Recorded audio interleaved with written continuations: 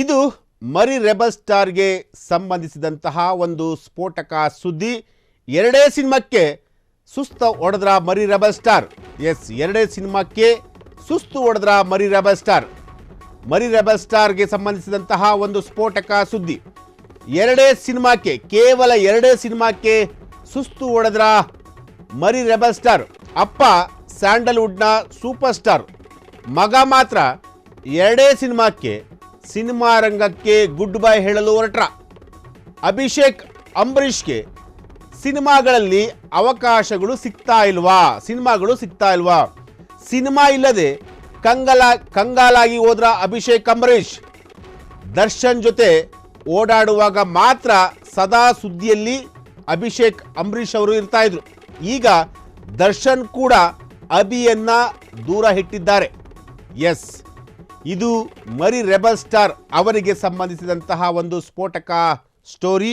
ಈಗಾಗಲೇ 2 ಸಿನಿಮಾಗಳನ್ನು ಮಾತ್ರ ಅಭಿಷೇಕ್ ಅಂಬರೀಷ್ ಅವರು ಮಾಡಿರುವಂತಹದ್ದು. ಒಂದು ನಾಗಶೇಖರ್ ಅವರ ಡೈರೆಕ್ಷನಲ್ಲಿ ಮೂಡಿ ಬಂದಂತಹ ಒಂದು ಸಿನಿಮಾ, ಮತ್ತು ಸುಕ್ಕಾ ಸೂರಿ ಅವರ ನಿರ್ದೇಶನದಲ್ಲಿ ಮೂಡಿ ಬಂದಂತಹ ಒಂದು ಸಿನಿಮಾ. ಈ 2 ಸಿನಿಮಾಗಳಲ್ಲಿ ಮಾತ್ರ ಅಭಿಷೇಕ್ ಅಂಬರೀಷ್ ಅವರು ಕಾಣಿಸಿಕೊಂಡ್ರು.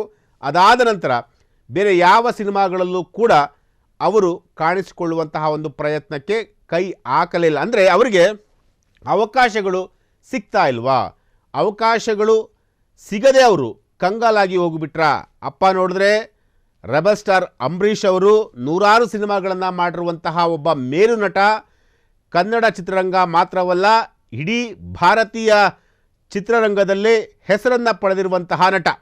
ಇಂತಹ ನಟನ ಮಗ ಇವತ್ತು ಕೇವಲ 2 ಸಿನಿಮಾಗಳಿಗೆ ಸುಸ್ತು ಹೊಡೆದುಬಿಟ್ರ. ಸ್ಯಾಂಡಲ್ವುಡ್ನಲ್ಲಿ ಮರಿ ರೆಬಲ್ ಸ್ಟಾರ್ಗೆ ಅವಕಾಶಗಳು ಸಿಗ್ತಾ ಇಲ್ವಾ? ಹಾಗಾದರೆ ಯಾಕೆ ಅವಕಾಶಗಳು ಸಿಗ್ತಾ ಇಲ್ಲ? ಎಸ್, ಮುಂಗಾರು ಮಳೆ ಸಿನಿಮಾ ಕ್ಯಾಮ್ರಾ ವರ್ಕ್ ಮಾಡಿದಂತಹ ಕೃಷ್ಣ ಅವರು ಕಾಳಿ ಸಿನಿಮಾವನ್ನು ಅನೌನ್ಸ್ ಮಾಡಿದರು. ಆದರೆ ಕಾಳಿ ಸಿನಿಮಾ ಸೆಟ್ ಏರಲೇ ಇಲ್ಲ.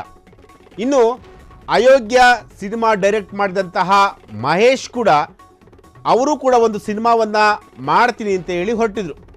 ಸಾಕಷ್ಟು ಪ್ರಾಜೆಕ್ಟ್ಗಳು ಇವೆ ಅಂತ ಹೇಳಿಕೊಂಡಿದ್ದಂತಹ ಅಭಿಷೇಕ್ ಅಂಬರೀಷ್. ಆದರೆ ಅಭಿಷೇಕ್ ಚಿತ್ರಗಳು ಇಲ್ಲಿವರೆಗೂ ಕೂಡ ಯಾವುದೂ ಸೆಟ್ಟೇರಲಿಲ್ಲ. ಇದು ಅಭಿಷೇಕ್ಗೆ ಬೇಸರ ತಂದಿದ್ದು. ಇದೇ ಬೇಸರಕ್ಕೆ ಚಿತ್ರರಂಗದಿಂದ ಗುಡ್ ಬೈ ಹೇಳಲು ಹೊರಟ್ರ ಅಭಿಷೇಕ್ ಅಂಬರೀಷ್ ಅವರು. ಎಸ್, ಮುಂಗಾರು ಮಳೆ ಖ್ಯಾತಿಯ ಛಾಯಾಗ್ರಾಹಕರಾಗಿದ್ದಂತಹ ಕೃಷ್ಣ ಅವರು ಅಭಿಷೇಕ್ ಜೊತೆ ಒಂದು ಸಿನಿಮಾವನ್ನು ಮಾಡ್ತೀವಿ ಅಂತೇಳಿ ಅವರು ಕೂಡ ಅನೌನ್ಸ್ ಮಾಡಿದರು. ಆ ಸಿನಿಮಾದ ಹೆಸರು ಕಾಳಿ ಅಂತೇಳಿ. ಆ ಸಿನಿಮಾ ಹೆಸರು ಮಾತ್ರ ರಿವೀಲ್ ಆಯಿತು.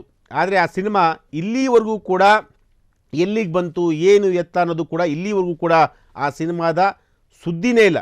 ಕಾರಣ ಏನು ಅಂತ ಗೊತ್ತಿಲ್ಲ. ಜೊತೆಗೆ ಅಯೋಗ್ಯ ಸಿನಿಮಾವನ್ನು ನಿರ್ದೇಶನ ಮಾಡಿದಂತಹ ಮಹೇಶ್ ಕೂಡ ಒಂದು ಸಿನಿಮಾವನ್ನು ಮಾಡ್ತೀನಿ ಅಂತ ಹೊರಟಿದ್ರು. ಅಭಿಷೇಕ್ ಅಂಬರೀಷ್ ಅವರನ್ನು ತುಂಬ ವಿಭಿನ್ನವಾಗಿ ತೋರಿಸುವಂತಹ ಒಂದು ಕೆಲಸಕ್ಕೆ ಮಹೇಶ್ ಅವರು ಕೈ ಹಾಕಿದರು. ಆದರೆ ಆ ಸಿನಿಮಾ ಕೂಡ ಸೆಟ್ ಇರಲಿಲ್ಲ. ಹಾಗಾದರೆ ಈ 2 ಸಿನಿಮಾಗಳು ಕೈ ಹಿಡಿಲಿಲ್ಲ ಅಂತ ಹೇಳಿ ಅಭಿಷೇಕ್ ಅಂಬರೀಷ್ ಅವರು ಈ ರೀತಿಯಾದಂತಹ ಒಂದು ನಿರ್ಧಾರವನ್ನು ಮಾಡಿಬಿಟ್ರ.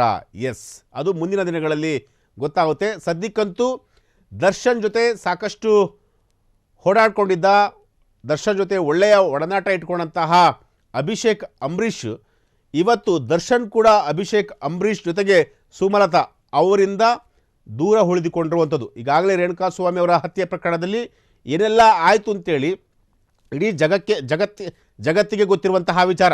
ಆದರೆ ಸದ್ಯದ ಅಪ್ಡೇಟ್ ಏನಪ್ಪ ಅಂತಂದರೆ, ಅಭಿಷೇಕ್ ಅಂಬರೀಷ್ ಅವರು ದರ್ಶನ್ ಅವರ ಜೊತೆ ಓಡಾಡೋದಾಗಲಿ ಅಥವಾ ಅವ್ರ ಜೊತೆ ಕಾಣಿಸ್ಕೊಳ್ಳೋದಾಗಲಿ ಅಥವಾ ಅವ್ರ ಜೊತೆ ಸಿನಿಮಾ ಮಾಡೋದಾಗಲಿ ಅದ್ಯಾವುದನ್ನು ಕೂಡ ಮಾಡ್ತಿಲ್ಲ.